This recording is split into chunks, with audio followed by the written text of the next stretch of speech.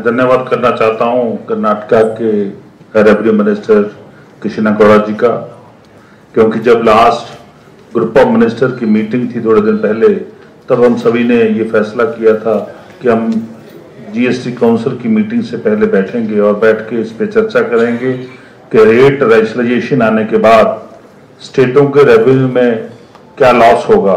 क्योंकि लगभग आज 8 साल हो चुके हैं देश में जीएसटी को इम्प्लीमेंट हुए।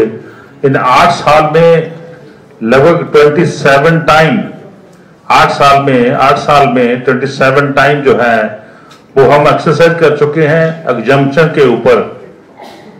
27 टाइम हम एग्जम्पशन दे चुके हैं और 15 टाइम्स हम रेट रिडक्शन कर चुके हैं। तब भी इसका मतलब लगातार देश के जितने भी राज्य हैं उनका रेवेन्यू लॉस कंटिन्यू हो रहा है। एवरी स्टेट का, चाहे वो बीजेपी के स्टेट हो चाहे अन्य पार्टी के स्टेट हो, सभी का रेवेन्यू लॉस कंटिन्यू जारी है। इसका मतलब जीएसटी सिस्टम में कहीं ना कहीं ये उतना कामयाब नहीं है जितना वैल्यू एडेड टैक्स सिस्टम था। जो जीएसटी के पहले का सिस्टम राज्यों का था वो इसका मतलब इससे ज्यादा कारगर था, इससे ज्यादा कामयाब था। और जीएसटी आने के बाद सभी राज्यों की पोजीशन जो है वो फाइनेंस में, चाहे वो बीजेपी के राज हो, चाहे आप गोवा की बात कर लो, महाराष्ट्र की कर लो, किसी भी राज्य की कर लो, सभी के हालात जो है पतली पड़ी है। इतनी बार अमेंडमेंट होने के बाद भी हम अपना रेवेन्यू क्यों नहीं बढ़ा पाए, ये बहुत बड़ा चिंता का विषय है। पिछले 5 साल तो हम कंपनसेशन के ऊपर डिपेंड करते रहे, पर कंपनसेशन बंद होने के बाद राज्य कहां पे जाएंगे। हम कॉमन मैन के पक्ष में हैं। हम आम आदमी पार्टी की सरकार है पंजाब में, और हम तो पहले ही आम आदमियों के पक्ष में काम करते हैं। और दूसरा, मैं चाहता हूं ये ना हो जैसे सभी मंत्रीगण ने अभी अपना ये बताया है कि ये तो नहीं हो रहा कि ये बड़ी बड़ी कंपनियों को फायदा हो रहा है, क्योंकि देश में महंगाई जो है, देश में महंगाई बढ़ रही है। आप पिछले थोड़े दिन पहला जो ग्रुप ऑफ मिनिस्टर थी, खास करके compensation rate rationalisation, insurance, health insurance, life insurance, ये ना ग्रुप ऑफ मिनिस्टर की मीटिंग जी वो हुई सी। 2 ग्रुप ऑफ मिनिस्टर के और बहुत लेंथी डिस्कशन हुई। और उस बाद जीएसटी काउंसिल की मीटिंग जी वो 2 दिन 4 तरीका दे लिए रखी गई।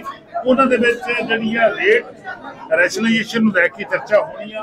खास करके देश के प्रधानमंत्री साहब ने अनाउंस किया कि 2 स्लैब्स होंगियां।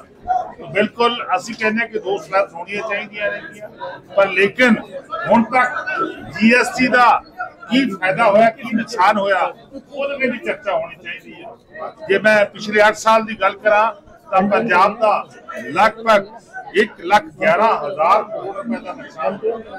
जेकर जीएसटी प्रणाली आने तो पहला वाली वैट प्रणाली होती तो पंजाब को 1,11,000 करोड़ रुपया जो रेवेन्यू आ वो होर आना सीगा। पर लेकिन सेंटर ने, केंद्र सरकार ने कंपनसेशन सैस के रूप में 60,000 करोड़ रुपया सानू दिता।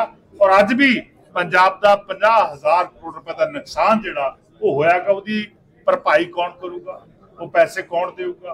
हुण भी लगातार असीं एग्जम्पशन देने के खिलाफ नहीं हैगे, असीं 2 स्लैब करने के खिलाफ नहीं। कि ये पैसा जिहड़ा छड्डिया जा रहा है कि ये कॉमन मैन तक जाऊगा, कि ये आम लोगों तक इसकी पहुंच होगी, कि ये गरीब लोगों को फायदा होगा। क्योंकि पिछले जब मैं 8 साल की गल करा या 10 साल की गल करा या 11 साल की गल करा तो महंगाई की मार जी वो कॉमन मैन के उत्ते लगातार बढ़ रही है। रेट जिहड़े लगातार चीज़ों के बढ़ रहे हैं, महंगाई जी देश के अंदर बढ़ रही है। और स्टेटां दा रेवेन्यू, स्टेटां दा जिहड़ा रेवेन्यू आ वो लगातार घट रहा है। सो मैं समझना ये फैडरल स्ट्रक्चर के लिए खतरा गा, फैडरल इकोनॉमी के लिए खतरा गा। सो ये एक मैकेनिज्म बनना चाहिए कि स्टेटां दा रेवेन्यू किवें प्रोटेक्ट रहे, कि स्टेटां दा रेवेन्यू किवें प्रोटेक्ट रहे। असीं उस गल की डिमांड करते हैं कि जिस तरह पहला कंपनसेशन सैस सी जां होर दा कोई अल्टरनेटिव जिहड़ा वो होर अगले 5 साल ही होना चाहिए। और उस तो 5 साल बाद फिर रेवेन्यू का एनालिसिस होना चाहिए कि किहड़े स्टेट स्टेबल हो गए ने रेवेन्यू दे विच, ਕਿਹੜੇ ਨਹੀਂ ਹੋਏ, ਕਿਹਨਾਂ ਦੀ ਹਾਰ ਤੇ ਹਾਲਤ ਠੀਕ ਹੋ ਗਈ ਆ, ਕਿਹਨਾਂ ਦੀ ਨਹੀਂ ਹੋਈ, ਫਿਰ ਤੇ ਚਰਚਾ ਹੋਣੀ ਚਾਹੀਦੀ ਹੈ। ਕਿਉਂਕਿ ਲਗਾਤਾਰ ਸਟੇਟਾਂ ਦਾ ਘਾਟਾ ਪੈ ਰਿਹਾ। ਜੇ ਮੈਂ ਰੈਵਨਿਊ ਨਿਊਟਰਲ ਰੇਟ ਦੀ ਗੱਲ ਕਰਾਂ ਤਾਂ ਪੰਜਾਬ ਦੇਸ਼ ਭਰ ਦੇ ਵਿੱਚ ਹਾਈਐਸਟ ਸੀਗਾ।